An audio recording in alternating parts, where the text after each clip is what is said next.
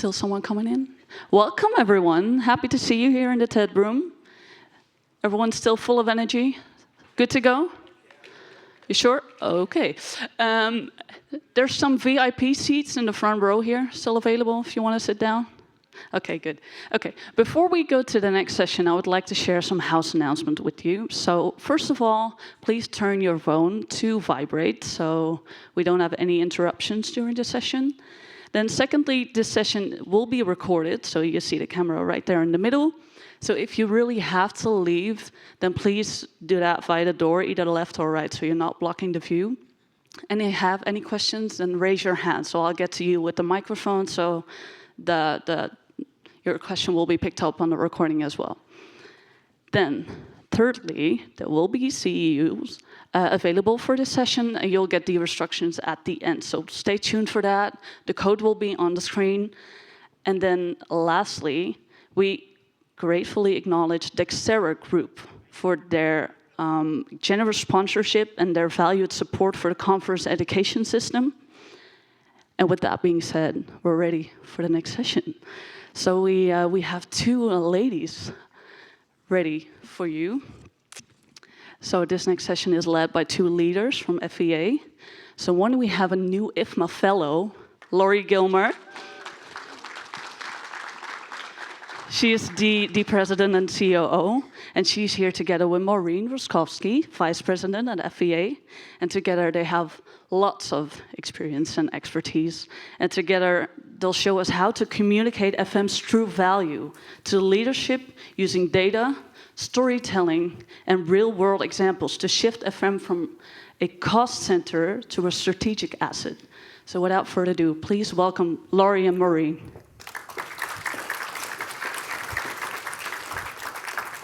Thank you. We do have, by the way, some of you have had some gummies. They look like this. This is in honor of the Uncorked theme. They are cherry cola gummies. Vera has more in the back. So at the end of this presentation, please feel free to pick some up. I've got this extra package. Would someone like this one? Anyone? Oh, come on. Graham, you figure that one out. Thank you. I need non-crackliness in my pocket. All right. Thank you, Laurie. So we are here to talk about telling the FM story. And one of the things we learned this morning in the plenary was all the stuff that our unconscious does, and that things that people are thinking that we do that we're not aware of, and there's a lot of this that we're going to talk through about today. So here's what we're going to go through. We do have polling today, so if you can scan this QR code. Throughout the presentation, we're going to have just a couple of questions, and the QR code will be up when we ask the questions as well, but I'll just give you a second to do that as well. And what we're really here to do today is to highlight how we can tell our story from an FM perspective, show the value of FM in slightly different ways maybe than we are, to be able to be more effective and get the things that we need. So learning outcomes, we want to be able to craft a compelling narrative. Data-driven advocacy. We've heard a lot about data. We hear a lot about ways that we can handle data. What data do we need?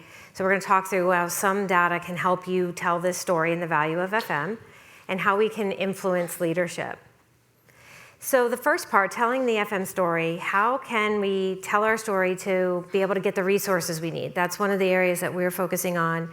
Funding, staffing, education, whatever the resources are that you need, how can we tell that story in a compelling way that leadership, who sometimes don't understand FM and don't really know everything that you guys do, how do we tell that story and get the resources we need? So in that plenary session, there was a lot of things they talked about that I thought resonated a lot with me. And one of them is the emotional tie. And when people are making decisions, or even some of the things we do just on a day-to-day basis, there's that emotional part of our brain that is firing and can take over some of the rational side of us. So how do we get at that emotional side to help people understand what we need? Our company went through a rebranding a couple of years ago, and that was one thing that the marketing firm that helped us told us was you really need to get to the emotional side. People need to feel an emotional tie. And so one of the things we did was we changed our website, got rid of all the pictures of buildings and put pictures of people. And they were like smiling people and happy, like just to evoke that without, even knowing that we're evoking that. So let's talk a little bit about how we could start to tell that story. One of the big things to think about throughout the whole presentation today is to be able to think strategically. And it's often difficult in our positions where we're very, very reactive. There's a lot going on day to day. But to be able to influence leadership and stakeholders, thinking strategically is really an important concept. And this triangle just represents really what FMs focus on. We've got programming with stakeholder needs, where we're trying to meet the needs of our stakeholders, our occupants, lots of evolving trends and changes. You've got the day-to-day operations, where you're focusing on running the building, keeping things in good shape. And then we've got capital renewal, which is the equipment replacement. It's very cyclical, but it's a big part of maintaining that building. And with each one of those, there comes this risk. And we're going to talk about being able to frame your story in risk management as well. So from an operational side, we have that operational risk. If we don't get the resources we need, there could be a downsize in operations, there could be failure times, things like that. On the capital renewal side, if we're not getting the funding we need over the lifetime of our building, our deferred maintenance increases, and we've got that financial risk in a lot of different ways. And then also reputational risk from your customers. If you're not able to serve the customers to meet their needs, then you've got that risk. So let's start out with that financial risk and funding. So here's our first question, and this is, what are your top funding issues? And this is open, so you can just put in any words, and we'll have a word cloud that will come up. So let me open that poll. And I'll give you just a couple of seconds. Put in just what are your top funding issues? What are some of the things that are keeping you up at night that you know, man, I'm not able to maintain this piece of equipment that I like. It's going to die. That keeps me awake at night. Keep getting told no. Another popular one. All right, we got some good stuff coming in. All right, we'll take just a few seconds.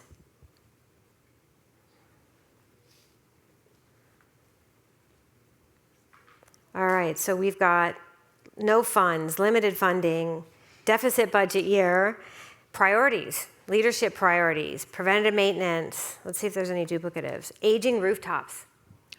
Roofs always get a good. Oh, yeah. So I will let Laurie talk a little bit about now how we can understand those cognitive biases to really help frame that story. Thank you very much, Maureen. So cognitive bias, that's one of the fun topics I love. It's all about how people think and how, when we think about how we frame messages, the words we use, those kinds of things, what is it in front of us that influences decision-making, outcome, what we think about various things. So we're going to talk through a few examples. The first one is framing. And this is the idea that how you frame something or how you talk about and present something will influence an outcome. So we'll take the example of meat. Think about you're going to the store, you're going to buy some ground beef. Which one would you rather buy? The one that's 15% fat or the one that's 85% lean? Now, for most of us, we would say 85% lean. If you are a grill master, you might be inspired to go with the 15% fat. Why? Because we want the fat, the flavor, that's where the flavor is. So maybe that's gonna get your attention. But really it's the 85% lean, that's what you'll see advertised in the grocery store. Because we think of it as very healthy, it's a good thing. Yes, it has some fat, but hey, it's mostly lean. So think about that one. The next one is an example about mortality. We do not like to think about death. So imagine you're in a doctor's office and you're being given some treatment options. And one has a 10% mortality rate. It's actually fairly low. It means you have a limited chance of some bad outcomes. The other option has a 90% survival rate. Which one sounds better to you? Probably the 90% survival rate, right? Anyone gonna pick option A between the two? How about B? Do we have any B players? Yes, okay, you raise those hands. We've got some sugar that's out there, so I know you are primed for this game. So yes, we usually like the 90% survival rate because it's more positive. We don't like to think about death.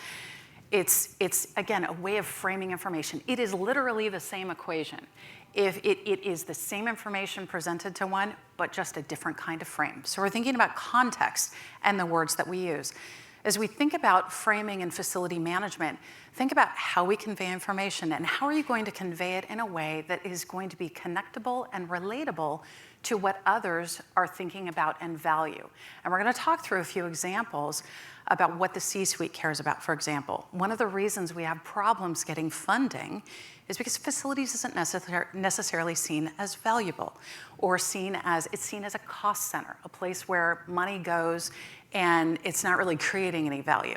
Not true, we'll talk about that as well. So we'll talk about how do we relate that message so we can get things like funding, get projects forwarded, get people behind us, and understand the value of what we do and the essentials that the essential part the facility plays.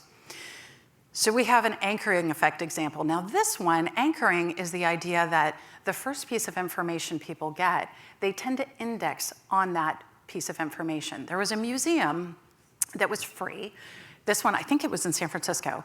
And they put up a sign, a donation sign, and they said, right, so welcome to our very free museum, but we would like to solicit donations. We recommend a $5 donation. And what they found is when they recommended a $5 donation, people would donate on average about $20. Pretty good, right? That's a really good return. They moved it up to $400. Very big number for a free museum, but they found that people on average contributed about $143. Great. Now we don't know how many people contributed to that average, but they got quite a lot more. The other interesting thing was they had no recommendation. They didn't give a number. They just kind of let it be 0, and they got to 64. But the idea is the numbers or even the idea of putting out the suggestion of a donation influences what people do. If they had never asked the question, would you be willing to donate? They wouldn't have gotten anything at all just by asking. Even putting up a sign asking for donations but not giving them a number gave them a very positive result. So that, again, we're thinking about where we index. Here's another one, tipping culture. Anyone loving the tipping culture these days? Yes, I hear you. It's a little bit out of control. We have articles that are being written on this phenomenon.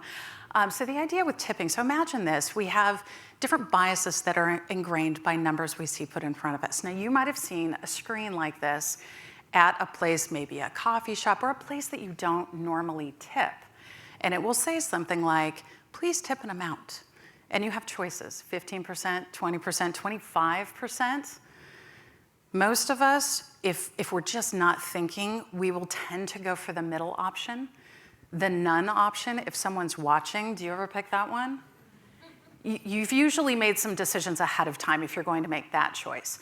So in the tipping culture, part of what they're doing, part of what the company is doing when they put this out there is they're using this idea that there's an expectation. You're going to pick usually the middle option, even when it's a place that we wouldn't ordinarily tip.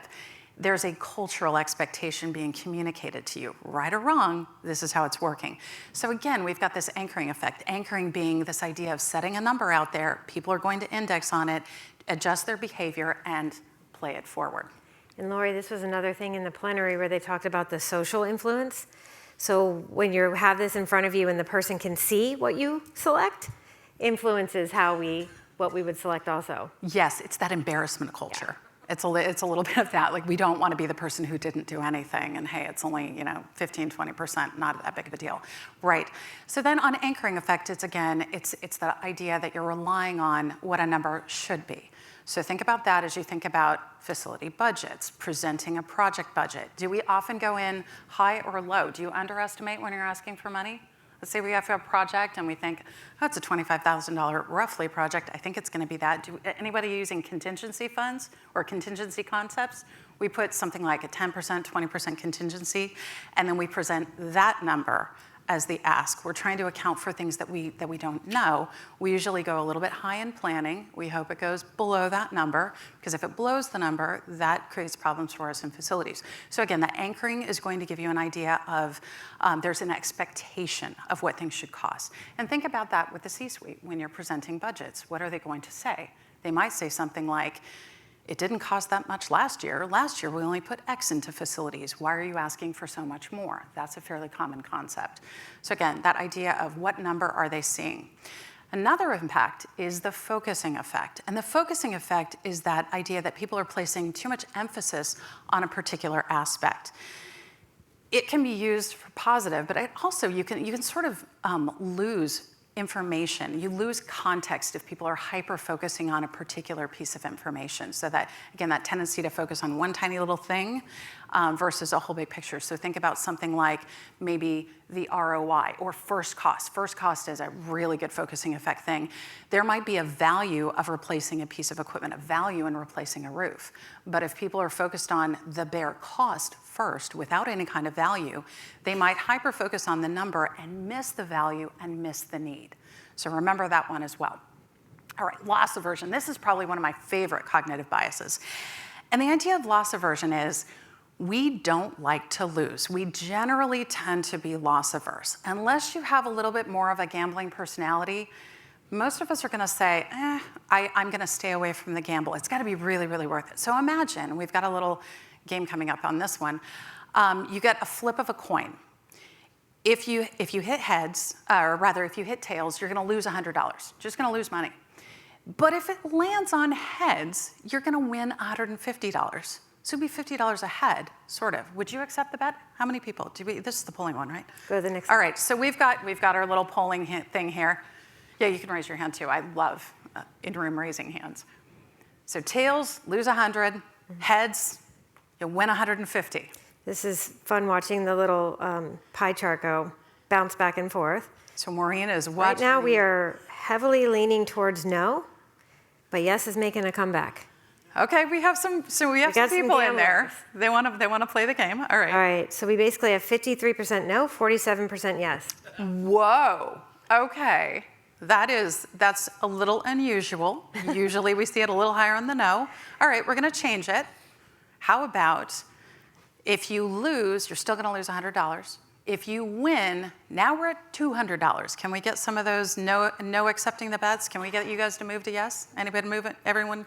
There's a fair amount moving to yes. Some moving to yes? Okay. 68% yes. Whoa, 2/3 of the responders, okay. How about if we bump it up even more? You're still gonna lose $100 if you lose, but this time, $250. Flip of a coin, 50-50 chance. What do you think? We've got 75% saying yes. There's still a good 23% that does not want to lose $100. I'm with you guys on that one. I'm with you too. I'm very, very risk averse. Although 250 is where I start thinking maybe choices. Most of us are risk averse, and most people we find in these polls, somewhere between $150 and $250 will tend to be a pretty key tipping point. There's a few people that are always going to say no, a few people that will always say yes, and then there's a chunk that needs to move. So it's, again, fun thing, but loss aversion. So how do we use loss aversion in facilities? Let's talk about something like replacing or repairing a roof. Roofs are one of the most important things we have in our facilities. They keep the wet out. They help keep the environment safe on the inside. If we get leaks, if we get breaches in our roofs, we can have great damage in our buildings. We can have huge damage to the environment inside the building. It can cause a lot of problems. But often what we hear from the facilities department, what we'll hear is, we have a roof replacement project coming up. It's planned for fiscal year 26, and it's going to cost, I'm going to pick a number, $300,000. Leadership hears this, and what do they say? Something like, $300,000? Can you keep the roof going for another year, 2 years? Can we push that money off? Anyone have that experience, pushing off a major project like that? Yeah. And they'll say, what can you do? What can you cut? We just don't have the money, et cetera, et cetera. Well, maybe that roof really, really needs to be replaced. Some of the magic might be in how you tell that story. So instead of saying, we need to repair the roof because it's leaking and this has been on our capital plan, we keep kicking it down the road, but FY26, that's what we really need to hit. Instead, let's talk about what happens if we don't replace the roof. Now, in this case, we said, all right, what you see is maybe some water ponding on a roof. For facilities people, we look at that picture and we think, oh no, that is not going to hold for that long. But let's talk about what we see on the bottom side, where the people are, where the occupants of the building are, possibly the C-suite. We paint this picture and show them, all right, if we don't replace the roof, we're going to have leaks. If we have leaks, we're going to have to protect people and things. If we have to protect people and things, it might look something like this. We're going to put funnels everywhere. We'll have buckets that people will have to go around and make sure that we collect and dump, et cetera, et cetera. Now we have a story that is a lot more relatable and a lot more compelling. Is the C-suite going to want to be much more interested in replacing the roof? Probably. I have a quick side story to tell you on this. We had another facilities group that had a similar issue. They had some very expensive equipment. It was a laser that was in a building that was a little bit old, and they kept kicking the can down the road with the roof, not repairing the roof. They desperately needed to replace it, but they couldn't get the funding for it. This roof was helping to protect some very expensive research and a multi-million-dollar laser. So it turns out the facilities team went walking through one day, and they went to the lab, and they found this laser. And over the laser was a blue tarp. You know the type I'm talking about, the one from Home Depot? And it's protecting this laser. And so the C-suite person who was walking through, the facilities team, said, "Hey, what's going on with the blue tarp? What are we doing with that?" And he said, "Oh, well, we had a roof leak, and we've got this problem, and so we're trying to protect the laser." And he said, "I'm sorry, wait, you have a roof? You're protecting a multi-million-dollar laser with a $5 tarp from Home Depot?" And he said, "Yes, well, we've not been able to get the funding." The guy suddenly understood the problem and said, "Right, go get that fixed, get the tarp out of here." That is a huge risk. So telling that story and actually walking this gentleman over to see the $5 tarp and the multi-million-dollar laser suddenly gives you quite the picture. A few $100,000 worth of protection for a multi-million-dollar piece of equipment and all of the research that goes with it. You now have a very compelling picture. So loss aversion, we're helping people understand what happens if we don't do. What are we going to lose? One other point is boring things. People don't pay attention to boring things. This came from research. There's a book called Brain Rules by Professor Medina out of MIT. He does some interesting things, and one of the things he found is you have about 10 minutes to get your point across. And a lot of times what we do is we start with details, and we go down the path, details, and then we end with a big ask. And by that time, people are lost in the details. They don't understand where we're going. We have not engaged them. What we really need to do is have compelling stories that gather people's interest, start with the gist, then move to the details that are important, and get to the ask quickly. But make sure that you create a compelling story. So we're using techniques like loss aversion and focusing effect to help, again, frame that story and get people into the right headspace so that we can get to the decisions that we need to. So 10 minutes, that's all you have. So we're gonna move on next to stories. These are real stories from facility managers. And some of you out there might know Tina Schaus, and she was doing orientation with people who it was first time at IFMA and all this stuff. And she told them, if the speaker doesn't catch your attention in the first 10 minutes, just politely walk out. She's keeping to the 10-minute rule. All right, so let's go back to that concept of potentially framing our issues as risk management and getting at that strategic level to really reach the C-suite. We had a client that we worked with. They had over 30 buildings spread across multiple campuses, very much reactive. They did capital planning in some form, but it was hit or miss, and it was maybe done on an annual cycle. And they had disconnected systems, and they were hanging on a cell. They were stuck in the Excel spreadsheet, which was getting pretty massive, easily to break, formulas break, et cetera, and they didn't really have a good planning process. And for them, operating without that full picture, all that data that we want to be able to have and be able to forecast correctly, was leaving them where they had urgent repairs, were missed, deferred maintenance was starting to pile up. I'm sure everybody's familiar with this general scenario. So they went through, did some good capital planning, did a form of a condition assessment or modeling, and looked at, okay, what do we need to do that capital renewal over the next, this is looking at 100 plus years. That replacement is all cyclical, so we can predict it out 100 years. It's really not that hard. Something's got a useful life of 25 years, let's just put it every 25 years. But even this, as good as it is with planning and knowledge for what's coming up, is very hard to manage, right? These spikes make it really hard to manage. It also makes it really hard for your leadership. If you say, I need $3 million this year, but next year I'm gonna need 10, that's a hard pill to swallow and a hard pill to try to manage what you need. And then, hey, in 5 years, I'm gonna need 20. million. So in every year you say, well, I gave you 5 years notice that I needed this. Why can't you generate this much more money? So what if we tried to say, all right, we understand this is the need, but what if we can smooth out these spikes? And what if we can tie it to some sort of risk management thing? So what's a metric out there that we can look at to give a good idea of the condition of our facilities? Anybody? FCI, your Facility Condition Index, which is basically the cost to fix the building divided by the cost to replace the building. Or in more technical terms, deferred maintenance over your current replacement value. So let's start looking at funding compared to FCI. Oh, first I want to get a sense. Do you guys know what your current FCI is? You got a couple of options, or I don't know is an option as well. Ooh, I don't know how many have answered, but all right, let's go on. 70, most people don't know. And that's probably not a number you keep in your back pocket, but maybe it's something you have back at the office that you might know. And then we've got a couple people in each range. So majority don't know. That's a good metric to know. And the higher the FCI, the greater the risk. And if we talk about it that way and keep talking about it that way, that this is the risk. The higher our FCI goes, we have a risk to safety because we could have old or broken systems fail.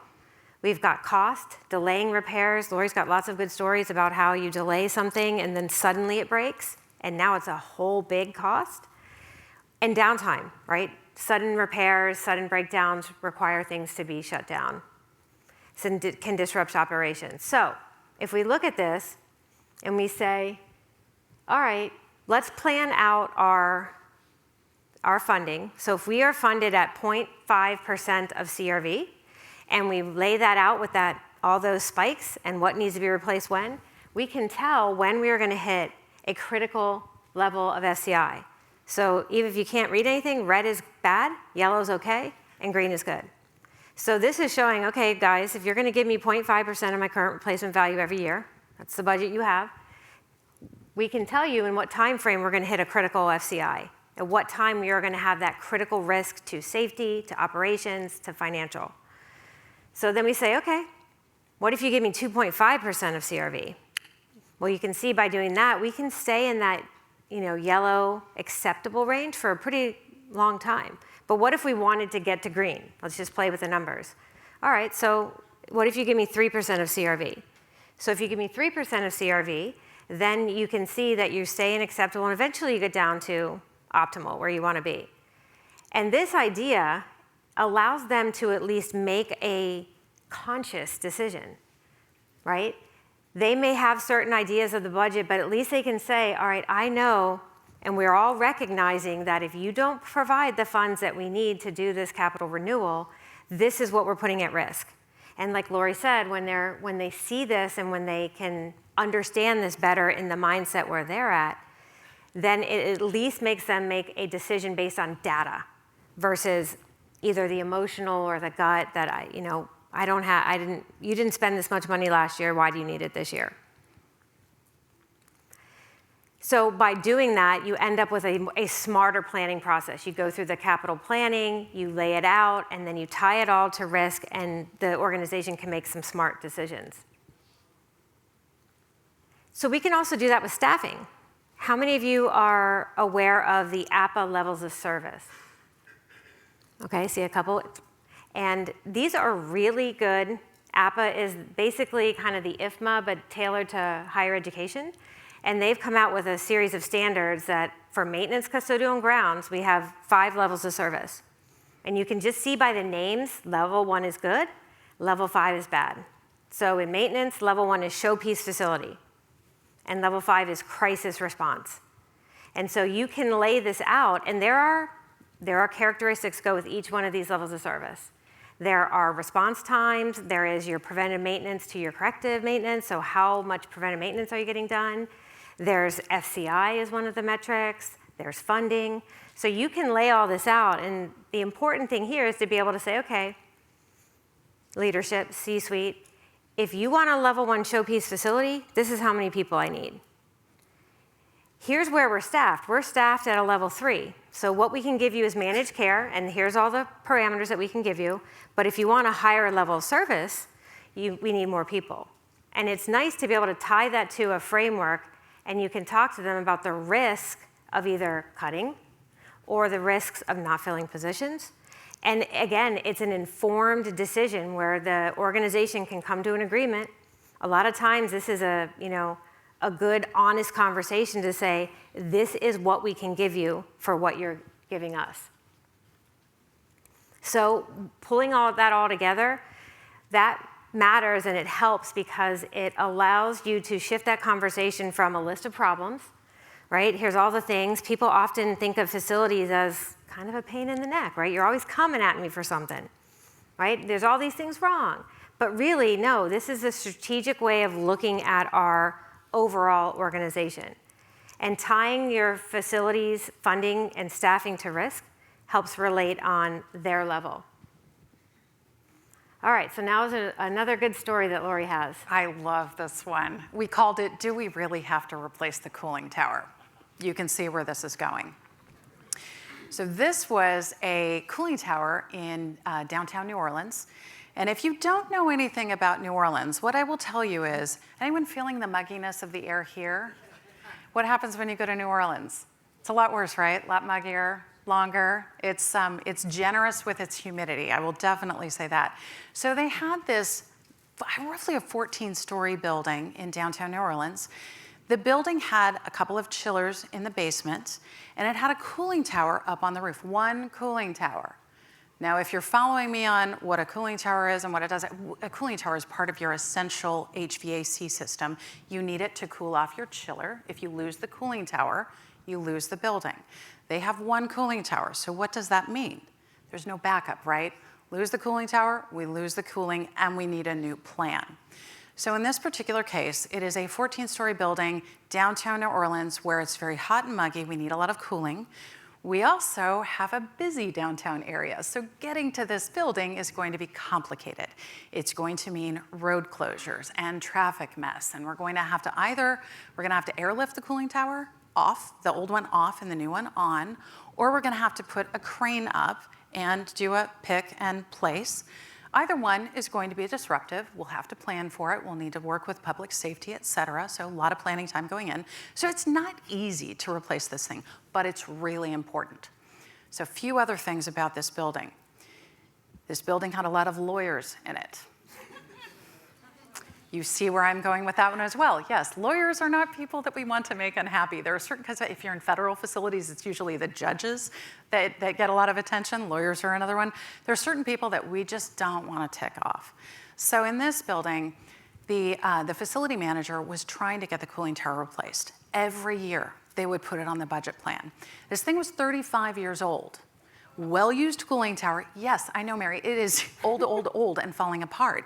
We went up there to look at it, and the gentleman who was taking care of it, he said, yeah, I've got some hanger wire here keeping the door closed. You know, that he unbent a hanger and was using that. I mean, it worked, but it's a little kludgy, not the way we want to go in our facilities.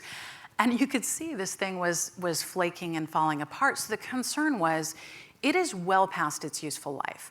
Somewhere in the 25-year range is about what we would expect on average. This thing is a good 10 years past that. Does it mean it's going to fail once it hits end of useful life at 25 years? No, we're at 35, it's still going. So then the question is, can't we just keep it going a little longer? That's what leadership said. Can't you just keep it going a little longer?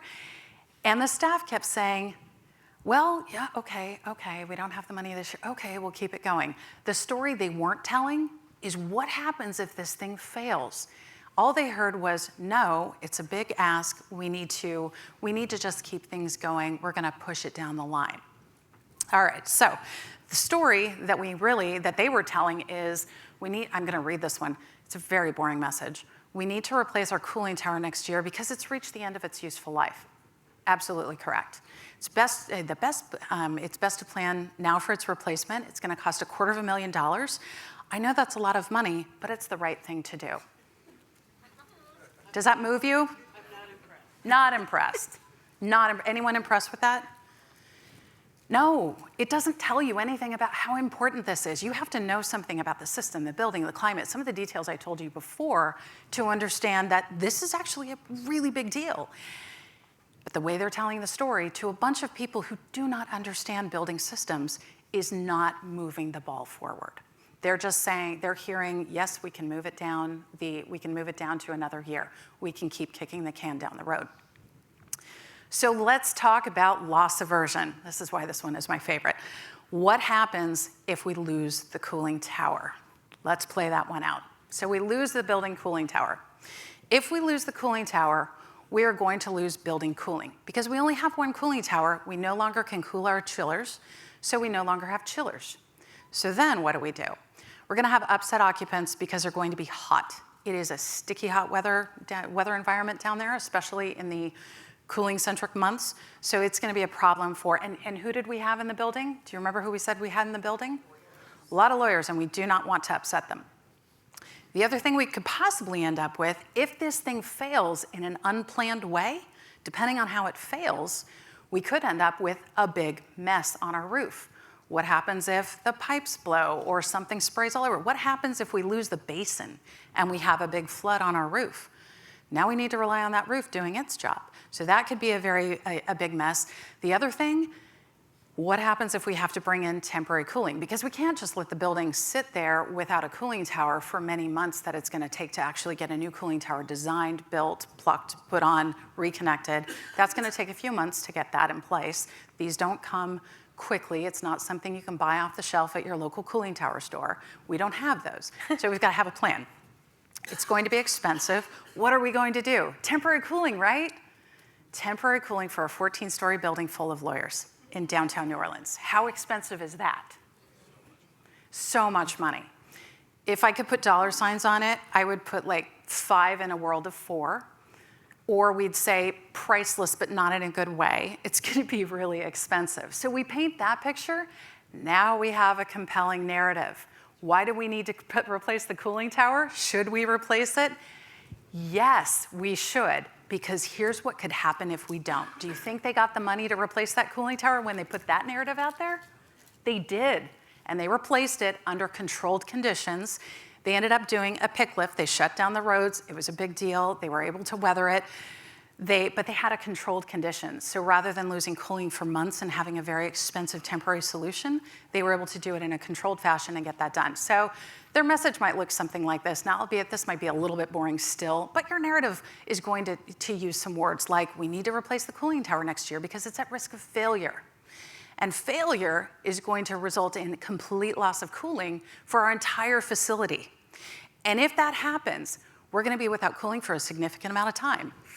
And we're gonna need to wait for the equipment to arrive. We're gonna be paying a lot of money for replacement equipment for that temporary equipment. Productivity to our business, astronomical. That is a problem. So the CEO, that's a better message for the CEO. I'd probably want to tell that story in person with some pictures, if you could, rather than writing an email. In person is usually much more exciting. Anyway, so moving on to our next story, and this is, I think, our final story, our museum building. We have a friend who runs a very lovely museum and was having a lot of trouble getting people to understand how to care for the museums, because what they saw, he knew that they had some old aging piping. They had aging infrastructure, and they couldn't get it replaced. And he kept trying.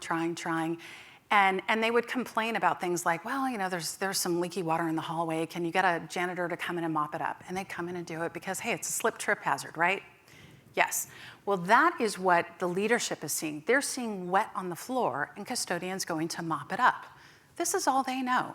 They don't understand what's really going on under the surface. So what he did is had someone come in with a backhoe, opened up the trench where the pipe was, the damaged pipe. He cut a piece out and said, this is really what's happening, and this is what's causing all these leaks. It's going to get worse. And by the way, we have some amazing art here. They are international treasures. If we lose our piping, we could cause damage to these bits of art. It could cause humidity issues, which is terrible in a museum-controlled environment. He started showing them pictures, and he started getting his funding approved. So it's all about the story he's telling and helping them understand a frame that they can relate to. Lost art, ticked off people, expensive solutions. These are the kinds of things we want to help people understand. It's not creating drama, but we're introducing reality with a compelling story. So framing your message, very, very important. One of the things we talk about a lot is in facilities, we are thought of as a cost center. Anyone relating to that? You guys don't make money. You're just taking money all the time. That's where, you guys are just taking care of stuff. We're the gnomes in the back that do a lot of work, and a lot of people don't appreciate or know about until something's wrong, and then they want us. I heard a call earlier today at the beginning of the session with a terrible outage situation. These things are happening all the time. People don't know it. But the challenge I would like to deliver to this group is stop thinking of facility as a cost center. And instead, let's flip that narrative. Think of it rather as an investment in organizational success. The more you can tell that story of the importance of facility management to what you are doing, what the organization is doing, what they care about, whether it's a museum or an office building full of lawyers who are going to be uncomfortable if you don't do your job correctly, that is an investment in their productivity, in the organization's ability to do its essential function. This is where we want to live. So as we think about telling that FM story, again, think about using those tools of loss aversion, framing effect, focusing, tell the story, but understand it in the context of those that you're talking to get that funding. And with that, we have a few minutes for questions. We've got Maureen and my information is up here. We'd be happy to answer any questions that you have. And yes, you can totally take pictures. Yes, in the back. Yeah, I'm on the way with the mic. Just one she's second. on the way with the mic. There you go. Hi. So we have a FCA that we did, and it's largely based on age of the assets, which isn't always telling the full story. We have a huge Cleaver Brooks. The thing is 30 years past age, working beautifully. And because of that, we've got some fatigue on our FCI that isn't a real indicator of when failure is going to happen. And so the client doesn't necessarily trust that. Do you guys have some recommendations for other indicators that you can get buy off and trust of, they're asking wild questions like, but will it fail in the next year? Yeah. Everyone wants to know when it's going to fail. And if you can get a little more life out of it, this is where we often go to no, it might not fail next year. And a Cleaver Brooks, even one that's 30 years past, those machines are built really, really well. And we've got a lot of old equipment. We tend to get better wins on efficiency, comfort, greenhouse gas emissions, if we've got tracking goals, if we can frame it in a way that they care about. So if the organization is about reducing greenhouse gas emissions, if we have something requiring us to comply with a energy reduction or greenhouse gas emissions, there's a win there on operations. We can also talk about things like it's a two-stage boiler versus modulating boilers that offer less heat loss and better efficiency, and telling that story of how things work. Less space, better operations. There's an argument to be made there. Money is going to be spent though. And so I would frame it in terms of a few wins that they care about, and then also look at the concept of an unplanned loss. What happens if you lose the boiler? Do you lose the building? Are there some not good things that happen?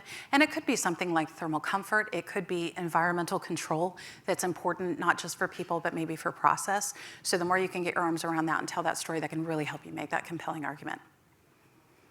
There might also be some predictive testing you can do on various pieces of equipment to really get more data on how close it is. Great question, thank you. Others?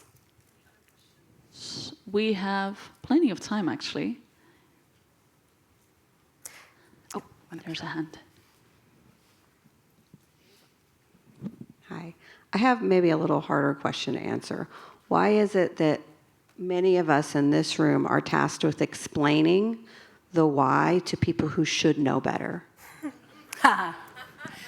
Is the C-suite your who should know better group? Or senior leaders in Or general, senior leadership? where we are having to constantly tell a story, sing a song and dance around what we're being trusted to manage. And now we have to create this narrative of what could go wrong, when I'm expecting my senior leaders to be able to see beyond what's directly in front of them. The trouble is, while we might expect that they should know, I think what many of us experience is they don't know, They just don't understand for whatever reason. If we're lucky, we have someone who understands systems and facilities, but a lot of times we have leadership that just, they don't relate. Maybe they don't have an understanding of base building equipment, its performance, what it does. It's one of the reasons why we talk so much about strategic thinking, big picture thinking in IFMA, and we're training ourselves to think at these larger levels and to communicate that so that they understand and so that our leadership sees us as strategic partners in the organization as opposed to wrench turners who are just always doing O&M. So we're trying to flip that narrative. We could definitely argue that maybe they should know, but I think the experience is they definitely don't act like they do in the majority of situations. Yeah, and I think if you can start out telling that story, framing it as risk, thinking strategically, every time you're trying to tell a story and you're going through that, that helps build that where they'll start to see and understand where you're coming from. Because, like you said, it's sort of the nature of the beast that if the person you're asking for resources for doesn't truly understand, you've got to put it in some way that they will. I have another example, actually, where the facilities team was very successful in getting their C-suite team. They were able to get them to understand the bigger story and follow it and track it. They educated them so well that they basically built a color map. So they did an assessment, a condition assessment on all of their facilities on the campus. And then they color coded them and they said, all right, if it's a red facility, it's doing awfully. If it's orange, yellow, we're getting a little bit better. By the time you hit blue and green, now we're in really good territory. Blue is best. So those facilities tended to represent things that were in good shape, didn't need a ton of attention.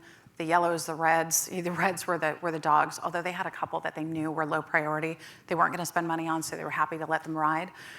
But it was a way of using a color map on a very simple color map on a plan to communicate need in their facilities, and they overlaid that with risk. What happened was, they were able to get from a few $100,000 worth of O&M dollars, or capital replacement dollars rather, they were able to move from that to a few $1 million of investment. And then what happened was 5 years later, they did another facility condition assessment, ran the same map, same color set, and looked at the color changes. What was fascinating to me is the facilities team definitely knew the colors of the buildings and they understood the prioritization of the buildings. But the C-suite was asking questions about the colors. They knew the colors by this time. So they would look at the color map and they would say, this one gentleman actually was very pointed and he said, that building used to be orange. I don't remember that we approved a lot of money for that. How did it go from orange to yellow? And the facilities team had to explain it. But it was really interesting to me, and I thought, okay, this is a really good tool. This group is working well with this tool. Very simple, very basic concept, but it's been an effective tool to communicate to this group who now is basically trying to move more to blue and green. And that's what they're seeing. Money equals our path to blue and green. Really simplistic message. You have things like boilers and roof changes and things like that. They're gonna be embedded in that overall, but it's heavily simplified story. It's kind of amazing how effective colors can be. Yes. Just changing the color on something or changing the text, immediately your unconscious mind is telling you something. Yeah. We were doing a survey and it was a Google survey and they spit out the results and they had red as yes. So a positive result was all in red and blue was different and totally different scheme if you're just looking at it than what you would see. Have you ever played the game where you see color bubbles? So imagine 5 circles, and if the color and the text marking the color, if they match, people they understand it really quickly. If you do something like have a red bubble, but you call it green, and a blue bubble and you call it yellow, and a black bubble, and you ask people what is the color as written in the statement, they will pause before they're able to identify the color, because what they'll quickly do is identify in their mind their reaction to what they're seeing, not what they're reading. And part of that has to do with how people think, what we see first, how quickly our minds are able to shift, and our brains are basically going, color, word, not matching, and having to make a choice and remember, what was the rule? Am I reading? Right, reading. If you can see in black and white, maybe it works a little bit better, but when you get the color gradations, it's really confusing. Maybe if you had no, I won't go there. Other questions?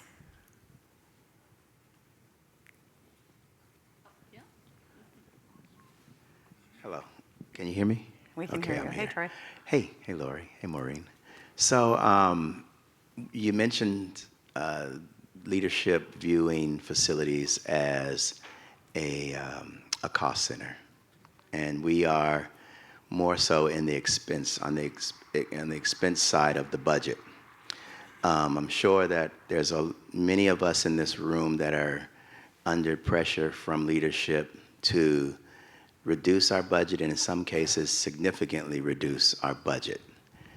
How do we help them to understand that there are definite impacts to the employees' comfort, the actual operations of the building itself, and which relate to the functions that the buildings house? How can we kind of get that in their mind that that building is no different than a piece of equipment or an instrument that's used in their process? I'm thinking more on the manufacturing side, but even if it's a bunch of lawyers and things like that, it's no difference in the computer, the paper, the pen, whatever they use. Right. So if we cut the budget, if you were thinking, I'll use maybe the custodial example. If we cut the custodial staff, and we cut it in half, we're not going to get as good of service.